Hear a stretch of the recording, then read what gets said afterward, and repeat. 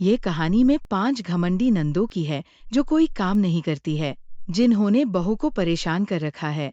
और सास के बोलने के बाद कैसे बहू ने सबको अपने घुटने पर लाकर मंगवाई माफी। कहानी शुरू होती है अब। एक मध्यम वर्गीय घर का लिविंग रूम। सुबह का समय। आरती, बहू, रसोई में चाय निकालते हुए और 5 नंदे, प्रीति, रिया, सीमा, नीतू और कविता सोफे पर बैठी है, गपशप कर रही है।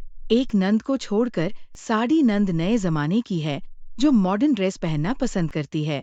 आरती चाय डालते हुए, माँ जी, आपकी चाय। सुमित्रा देवी अखबार पर नजर रखते हुए, धन्यवाद, बहू। प्रीति मुंह बनाते हुए, अरे वाह, आज तो चाय भी मिल गई। रिया हंसते हुए, हाँ, वरना तो हमें खुद ही बनानी पड़ती। ये तो महारानी है इस घर की। जैसे कि हम सब तो नौकरानी हैं इस घर की। नीतू धीरे से, दीदी, ऐसे मत बोलो। ये ठीक नहीं है, वो भाभी है हमारी। कविता उत्साह से, छोड़ो ना, चलो आज शॉपिंग चलते हैं। हाँ, मुझे तो नए कपड़े लेने हैं। ये सब कितने पुराने हो गए हैं। हाँ, मुझे भी कुछ नए कपड़े लेने हैं और नई सैंडल भी चाहिए। और मुझे मेकअप का सामान। सुमित्रा देवी, तुम सब हर हफ्ते शॉपिंग पर जाती हो, घर का काम कौन करेगा? प्रीति, माँ जी, आरती भाभी है ना, काम करने के लिए। आरती शांत स्वर में, कोई बात नहीं, मैं कर लूंगी। आप सब शॉपिंग पर जा सकती हो। दोपहर का समय। आरती घर का काम कर रही है, जबकि नंदे और सास टीवी देख रही है। सफाई करने के बाद आरती कपड़े धोती है। आरती कपड़े धोते हुए, ये कपड़े भी कितने सारे हैं। रिया टीवी देखते हुए, आरती, जरा पानी तो लाना। आरती पानी लाते हुए, ये लीजिए पानी। सीमा टीवी देखते हुए, जरा पानी तो लाना मेरे लिए भी। आरती पानी लाते हुए, ये लीजिए पानी आपके लिए। सुमित्रा देवी टीवी देखते हुए, बहू, जरा मेरे लिए दवाई ले आना। ये लीजिए माँ जी आपकी दवाई। शाम का समय। आरती खाना बना रही है। नंदे और सास तैयार होकर बाहर जाने की तैयारी कर रही हैं। प्रीति तैयार होते हुए, आरती खाना जल्दी बना देना, हमें देर हो रही है। आरती खाना बनाते हुए, जी दीदी, बस थोड़ी देर में हो जाएगा। रिया तैयार होते हुए, और हाँ, खाना अच्छा बनाना। सीमा तैयार होते हुए, वरना हम शिकायत करेंगे। नीतू धीरे से, दीदी ऐसे मत बोलो। कविता उत्साह से, चलो जल्दी करो। सुमित्रा देवी तैयार होते हुए, बहू, खाना बनाकर रख देना, हम देर से आएंगे। ठीक है माँ जी। रात का समय। आरती अकेली खाना खा रही है। सबके आते ही बहू खाना निकाल कर देती है। बहू, तुम खाना बनाना भी नहीं जानती हो। आरती शांत स्वर में, माँ जी, मैंने पूरी कोशिश की थी। प्रीति गुस्से में, कोशिश से क्या होता है, खाना तो अच्छा होना चाहिए। रिया गुस्से में, हाँ, वरना हम शिकायत करेंगे। और हम तुम्हें घर से निकाल देंगे। दीदी ऐसे मत बोलो। कविता उदास होकर, छोड़ो ना, चलो सोते हैं। सब खाना भी खाते हैं और बुराई भी करते हैं। अगले दिन सुबह। आरती रसोई में काम कर रही है। सुमित्रा देवी लिविंग रूम में बैठी है। सुमित्रा देवी गंभीर होकर, बहू, मुझे तुमसे कुछ बात करनी है। आरती काम करते हुए बोलती है, जी माँ।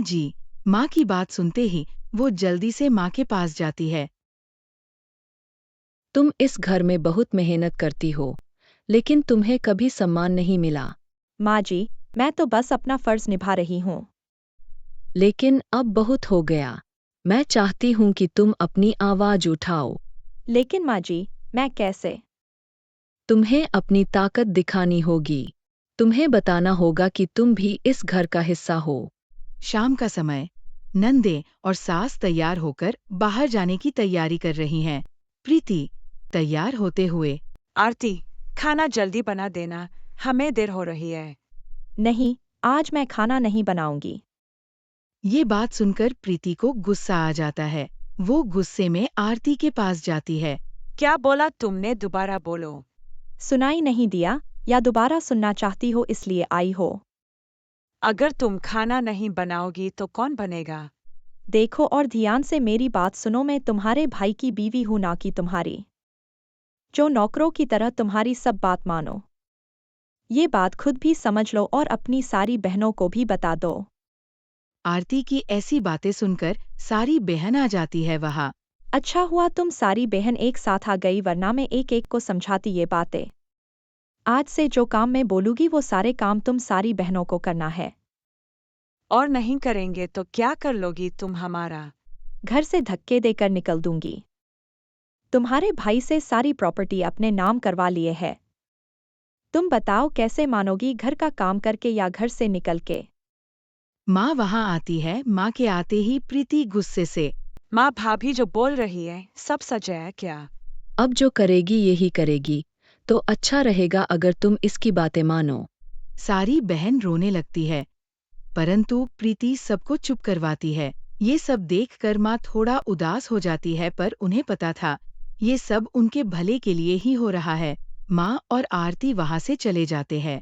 सबने बैठकर बात करी और इस समस्या का समाधान भाभी की बात मानना ही था। प्रीति का काम था सुबह उठकर पूरे घर में झाड़ू लगाना। भाभी ने बर्तन धोने का काम रिया को दिया। भाभी ने सीमा को घर के सारे कपड़े धोने का काम दिया। भाभी ने नीतू और कविता खाना बनाने का काम दिया था। भाभी ने देखना शुरू किया कि कौन कौन अपना काम ठीक से कर रहा है। क्या खाना बना रही हो तुम दोनों? भाभी, हम दोनों आलू गोभी की सब्जी और पकोड़े बना रहे हैं। ठीक है, थोड़ा जल्दी करो, 10 बजने वाले हैं। मैं तुम्हें 8 बजे ही खाना दे देती थी और तुम 10 बजे तक भी नहीं दे सकती क्या? मुझे गुस्सा दिखाकर कुछ नहीं होगा। जल्दी बताओ कितनी देर में खाना मिलेगा? भाभी, थोड़ी देर में मिल जाएगा, बस होने ही वाला है। भाभी सबका काम देख चुकी थी, बस प्रीति का नहीं देखा था। भाभी ने प्रीति को लिविंग रूम में फोन पर बात करते हुए देखा। प्रीति, अभी तक तुमने झाड़ू नहीं लगाई है, ऐसा क्यों? मैं तुम्हारी नौकर नहीं हूँ। तुम सारा काम हम बहनों से करवा रही हो, तुम खुद क्यों नहीं कर रही हो? मैंने तुम्हें कल समझा दिया था, एक ही बात मैं तुम्हें बार बार नहीं समझ सकती। अगर तुम काम करोगी तभी इस घर में रह सकती हो, वरना तुम्हें घर से बाहर निकाल दिया जाएगा। तुम कोई नहीं हो जो मुझे मेरे ही घर से निकाल दो, और तुम्हारी इतनी हिम्मत भी नहीं है और ना औकात। उसी टाइम उसका बड़ा भाई आ जाता है जो उसको कहता है, बहन, प्रॉपर्टी के पेपर इसके नाम से है, यह कुछ भी कर सकती है। जो बोल रही है वह करो, वरना तुम्हें घर से निकाल देगी और मैं कुछ भी नहीं कर पाऊंगा। प्रीति वहां से बिना झाड़ू लिए चली जाती है। शाम को किसी ने कोई काम नहीं किया। आरती जब किचन में जाती है तो वहां वो सारे बर्तन गंदे देखती है और वो सबको तलाश करती है। सारी नंद लिविंग रूम में बैठी है। सबको एक चीज बार बार बोलनी होगी, क्या काम कौन करेगा? हम सब काम नहीं करेंगे। इस घर में तुम सबके लिए जगह नहीं है, अभी खाली करो मेरा घर। और वो धक्के मारकर सबको घर से बाहर कर देती है। वो सब अपने दोस्त के पास रहने लगते हैं। देखते ही देखते 1 महीना हो जाता है। प्रीति की फ्रेंड कमरे में आती है। प्रीति, अपने और अपने बहनों के लिए कहीं और देख लो, क्योंकि 1 महीना बहुत होता है। तुम में से एक ने भी घर के काम में कभी भी ना तो मेरी मदद की और ना मेरी माँ की। और 1 महीने का एक बंदे पर खर्चा 5,000 के पास आता है, तो 25,000 हो गए। मुझे ये पैसे जल्दी दे देना और मेरा घर कल तक खाली कर दो। ये सब बोलकर प्रीति की फ्रेंड चली जाती है। सब बैठकर रोने लगते हैं, सिवाय नीतू के और प्रीति के। अब क्या करे, किसी के पास कोई रास्ता है क्या? रास्ता है, हम घर जा सकते हैं। तुम सब चुप हो जाओ। आरती हमें घर में रहने नहीं देगी। भाभी को हम सब से काम चाहिए और हम सब एक एक काम करते हैं तो काम जल्दी खत्म हो जाता है। दूसरी बात, भाभी ने कभी भी पैसे नहीं गिनवाए। सारी बहन घर जाने को मान जाती है। भाभी, हम सबको माफ कर दो। हम सब आगे से सारे काम करेंगे और तुम्हें बोलने का मौका भी नहीं देंगे। बहू, माफ कर दे, ये आगे से कोई गलती नहीं करेंगे और ना तुम्हें परेशान करेंगे। ठीक है माँ जी, आपके बोलने पर मैं इनको माफ कर देती हूँ। सब घर के अंदर चली जाती है और नीतू चुपकर सास बहू की बात सुनती है। बहू, अगर तुम न होती तो ये मेरी बात कभी नहीं समझते कि घर का काम भी बहुत जरूरी होता है। आरती ने नीतू को देख लिया सुनते हुए। ये जो कुछ भी तुमने सुना किसी को बोलना मत। मैं नहीं बोलूंगी। मैं भी यही चाहती थी कि घर का काम बस आप ही क्यों करोगी, खाना तो सब खाते हैं। तीनों हंसते हैं और यहाँ पर कहानी खत्म होती है।